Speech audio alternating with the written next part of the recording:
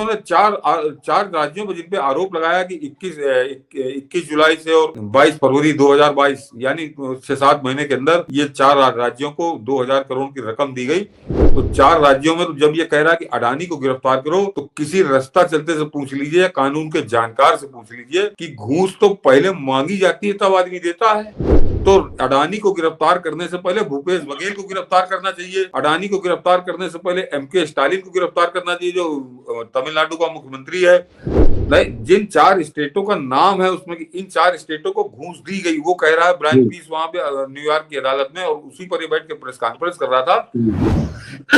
राहुल गांधी जिस तरह से नाश्ता कूदता आ गया प्रेस कॉन्फ्रेंस करने, तो बिल्कुल समझ में आ गया कि वो हिंदुस्तान के नेता विपक्ष नहीं, वो अमेरिकन डीप स्टेट का बड़ा गहरा उसका संबंध है, और अमेरिकन डीप स्टेट का ही वो एक हिस्सा है जो उस हमले को धार देने के लिए, उस हमले को असरदार बनाने के लिए उसने आकर वो जो प्रेस कॉन्फ्रेंस की, उसमें मनीष जी उसने खुद अपने पैर पर कुल्हाड़ी मारी।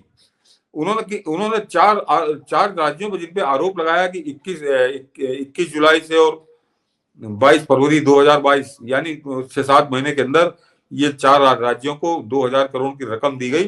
तो उसमें से 4 राज्य में से जो है तो जो आंध्र प्रदेश के वाईएसआरसीपी की गवर्नमेंट थी, उससे भाजपा कोई लेना देना नहीं, वो एक अलग मामला है। दूसरा जो उसने छत्तीसगढ़ की बात कही, तो जब ये कह रहा है और उसके बाद स्टालिन की बात की या फिर नवीन पटनायक की, तो वो भी एनडीए का हिस्सा, वो कतई नहीं थे।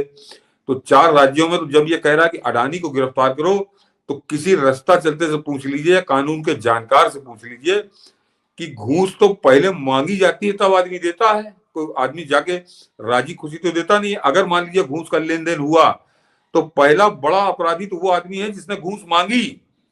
तो अडानी को गिरफ्तार करने से पहले भूपेश बघेल को गिरफ्तार करना चाहिए। अडानी को गिरफ्तार करने से पहले एमके स्टालिन को गिरफ्तार करना चाहिए जो तमिलनाडु का मुख्यमंत्री है, या वाईएसआरसीपी के वो जो कौन रेड्डी था, उसका क्या नाम था मनीष जी, देखिए मैं भूल रहा हूँ, जगन मोहन रेड्डी, उसको गिरफ्तार करना चाहिए, या फिर नवीन पटनायक को गिरफ्तार करना चाहिए। तो उनका नाम लेने से डर रहा है वो। जब पत्रकार ने पूछा तो चाहे जो स्टेट हो, चाहे जो स्टेट के हो, जब तुमको अडानी का इतना नाम ले रहे हो तो तुमको कहना चाहिए कि अडानी के साथ भूपेश बघेल को भी गिरफ्तार करो, तुम जो एमके स्टालिन को भी गिरफ्तार करो। तो उस जगह नाम लेने से भागा, किस तरह से डर रहा था, दबा हुआ जैसे चूहा होता है उस तरह से भागा। तो सबसे पहला तो नाम अशोक गहलोत का है। नहीं मनीष जी, वो जो अभियोग जो लगा है उसमें राजस्थान का नाम नहीं है, उसमें राजस्थान का नाम नहीं है उसमें। लेकिन अशोक गहलोत ने तो अडानी का किया ही है, वहां तो मार्केटिंग हुई, अडानी ने अशोक गहलोत को बहुत फायदे पहुंचाए।